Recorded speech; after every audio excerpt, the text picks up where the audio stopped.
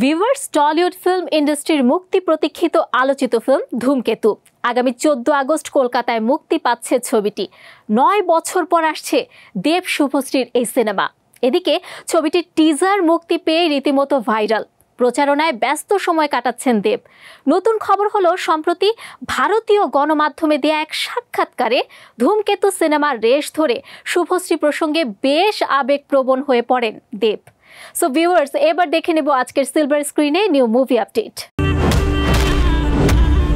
আমি সারা মৃত্যুকে আর ভয় পাই না। দীর্ঘ 9 বছর পর অবশেষে আলোর মুখ দেখতে যাচ্ছে টলিউডের আলোচিত ছবি ধূমকেতু। সম্প্রতি প্রকাশ পেয়েছে টিজার।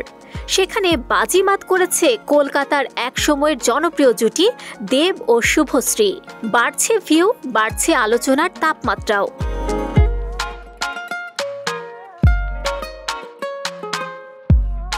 $2016 সালেই শুটিং শেষ হয়েছিল ছবিটির, কিন্তু নানা জটিলতায় আটকে যায় মুক্তি। অবশেষে প্রযোজক রানা সরকার চলতি বছরের মার্চে জানিয়ে দেন 14 আগস্ট ধূমকেতু আসছে প্রেক্ষাগৃহে। এরই মধ্যে টিজার ও 2টি গান প্রকাশ পেয়েছে ছবিটির।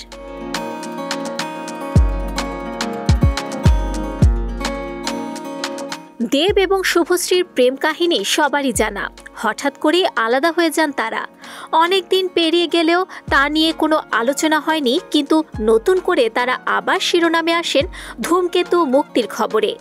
এটি ছিল এই দুজনের একসঙ্গে অভিনীত শেষ ছবি।